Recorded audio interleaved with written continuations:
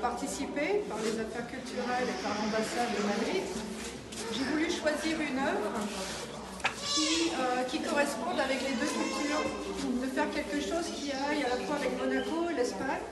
Et j'ai ressorti cette œuvre que j'ai faite il y a quelques années, qui représente un échiquier, mais rond, sous forme, donc, comme le monde, qui représente le côté très international et de Monaco et de l'Espagne, avec un côté que je travaille généralement en métal, une texture que j'aime beaucoup, qui est un peu historique, un peu ancienne.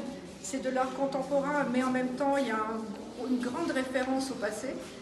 Donc, c'est un mélange de modernité avec des pièces comme la tour ici, qui peut faire vraiment une pièce de design, et en même temps, la texture qui fait que ça aurait pu être déterré de je ne sais où. Donc, il y a à la fois la modernité, mais en même temps, quelque chose de primitif qui manque un petit peu de plus en plus, je trouve, dans notre société qui est si moderne, on parle d'intelligence artificielle, tout est tellement poli, tellement parfait, que moi je suis plutôt bien dans quelque chose qui est vraiment imparfait, qui est extrêmement imparfait, il faudrait voir les autres œuvres, et donc ça exprime beaucoup de choses.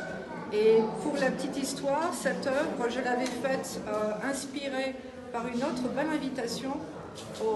C'était aux Nations Unies, à New York, où j'ai habité longtemps. Et donc j'étais invitée par Madame Picot, et donc je m'étais dit, voilà, Nations Unies, internationales, pareil, rappeler les enjeux, la diplomatie, les niveaux, les gens qui ont du pouvoir, ceux qui en ont moins, etc. Donc voilà, et pour le côté pratique, le jeu est transportable avec un tiroir. Ah, on n'avait pas vu le tiroir. Le C'est tiroir pour ça qu'il y avait toutes les pièces dans le tiroir. Qui détient les deux. Voilà, donc on voit le côté pratique et le côté peu pratique du coup pour l'installation.